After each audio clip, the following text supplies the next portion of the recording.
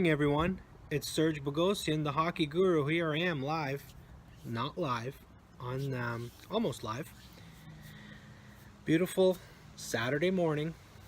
The sun is shining. We're sitting outside. We got the Canada shirt rocking today. We're gonna get to Canada in a little bit, but a lot of things to talk about today. We're gonna do a little quick wrap up of the first games of the second round. We're gonna talk about the draft lottery coming up. We're going to preview the games tonight and a couple other little tidbits in today's vlog. So if you watch my preview video, so far every single team I picked has lost. All right, we picked Washington to beat Pittsburgh. They were up 2-0 in their third period, and Pittsburgh just went boom, boom, boom. Pittsburgh wins the first game. We picked San Jose Sharks. How stupid do we look now? What a game that was. Vegas just totally dominated them. We talked about this in our Facebook Live yesterday. 7-0, total domination. San Jose just did not look ready for this game. As a lot of teams that go into Vegas, they don't look ready. Yeah, it's something that I've talked about. It's something that I don't understand. The Vegas Golden Knights are for real, maybe, but it's not over yet. It's a 7-game series. That's why they play 7, and I think San Jose will be back tonight. Now let's talk a little bit about the Nashville-Winnipeg game last night. So the series starts last night on, we obviously had Nashville to beat Winnipeg. We feel Nashville is going to win the Stanley Cup. But Winnipeg comes out, scores a couple of quick goals, goes up 3-0. Pecorine is out of the game. And Winnipeg wins 4-1. Now if you look at the shots on goal in this game, it tells you a different story. I believe there was, Winnipeg was outshot something like 46 or 48-18. Hellebuck had a great game on the stat board. It looks like he just stole the game. However, if you look at the game closely, a lot of the shots are coming from the perimeter. The defense is doing a phenomenal job. We've talked about the Winnipeg defense. We've talked about what a great defensive team they have on the back end with guys like Myers and Buff and Morrissey and all these guys. They have a phenomenal back end. They have a great goalie as well, but it just seemed like Hellebuck stood on his head. Don't get me wrong, he had a great game last night. Backstopped his team to a 4-1 victory and take a 1-0 lead in the series, but it's an overall defensive game. The Winnipeg Jets are looking scary right now. All right, they look pretty good, but I still think this is going to be a long series and Nashville's going to come back and win it. Yeah, you look at the first games and you think, well, what is it like? Oh, you know, Vegas is going to walk over San Jose. It's not going to happen. Yes, I talk about it. Yes, I've been wrong about this team, but I think San Jose will be back. It'll be a closer game tonight. Obviously, San Jose will be ready. They are going to be missing Evander Kane, who got a 1-game suspension. You know, Evander Kane. We've had our issues with them, but he's a player that they can't afford to lose. But they're going to lose him tonight, and we'll see what happens. So the one series that hasn't had a game yet will be beginning this afternoon here at 12 o'clock our time. Boston and Tampa Bay, which we believe Tampa Bay is going to walk all over them.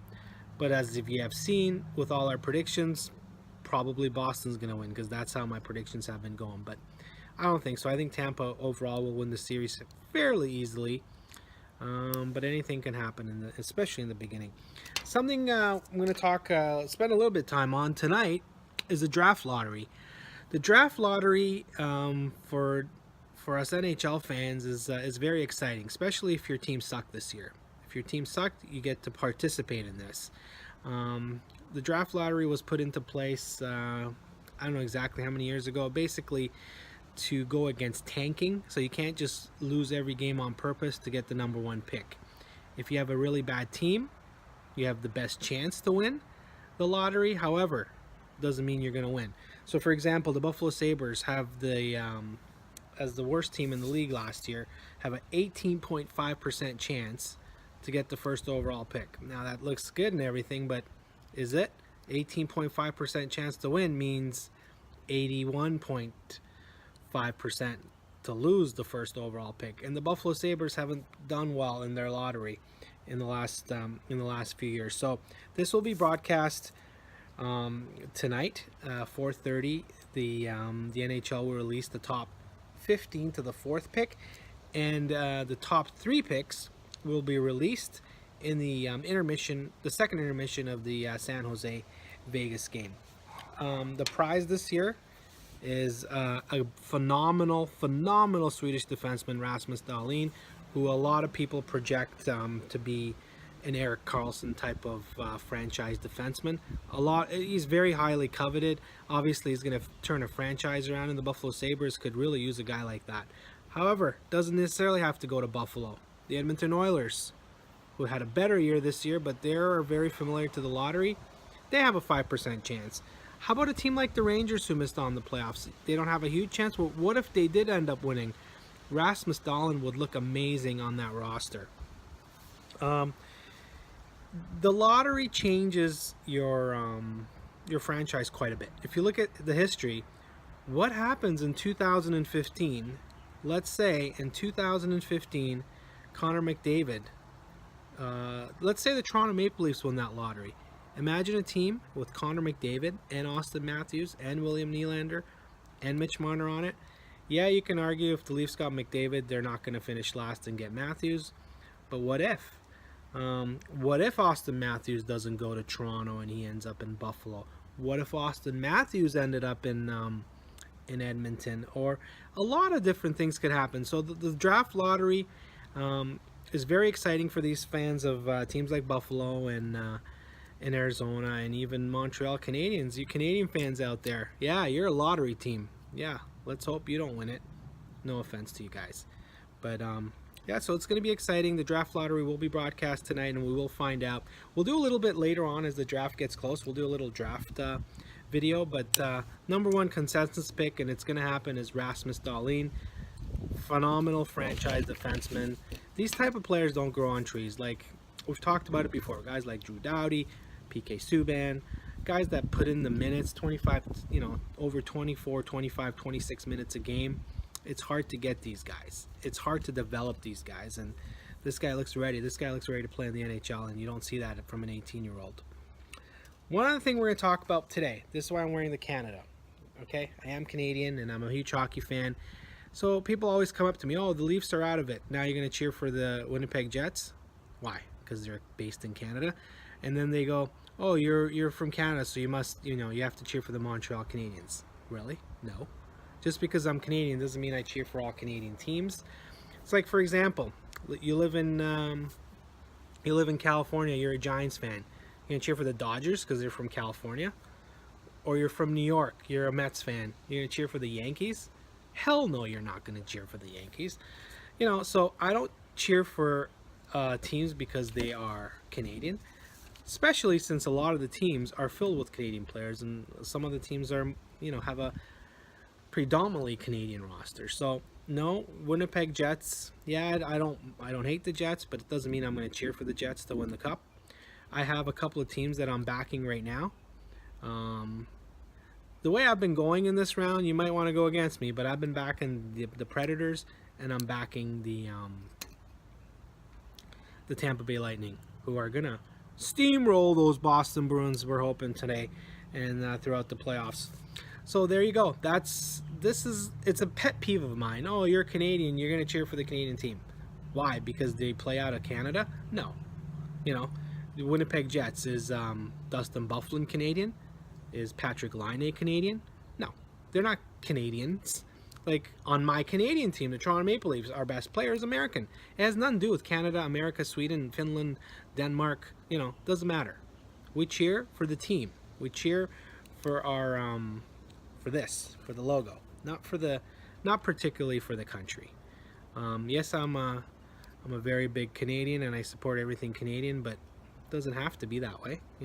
I'm a hockey fan. So yeah, don't come up to me and say, "Oh, you're Canadian. You're gonna cheer for." I don't care. Do all Canadians get the Stanley Cup? No, Winnipeg Jets will get the Stanley Cup if the Winnipeg Jets win.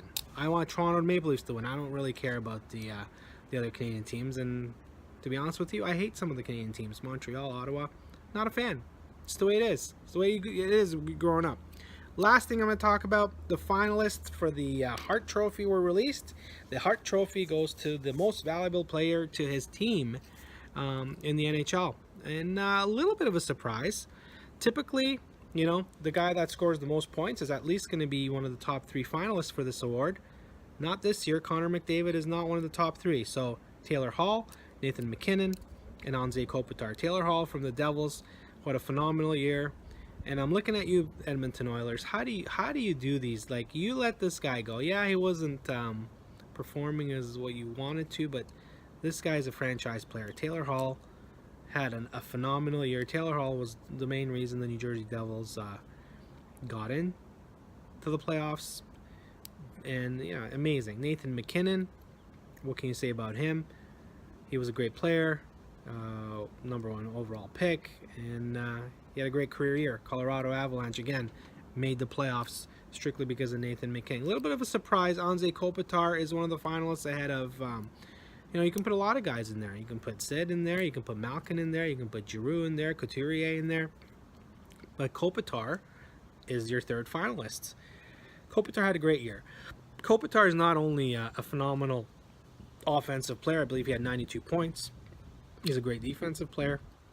He was the top scorer on his team by a big margin, 30 more points than the next guy. So yeah, but Kopitar is deserving. So who do you think is going to win this award? Tough to say. It's going to be between Hall and MacKinnon. I don't know who got the more votes, but I want to go with Nathan MacKinnon here. Nathan MacKinnon is my pick for the MVP. So there you go. Make sure you subscribe to this channel if you haven't. Make sure you follow my colleagues, Redmond's Wrap Up and Uncle Tony's vlog, who periodically vlogs and makes fun of me sometimes and, you know, calls me out, which I love. Tony's a great guy. And make sure you also follow FHT Sports. We got a lot of exciting stuff that's going to be announced in the next couple of months. Some major projects we're working on. It's going to blow you guys away.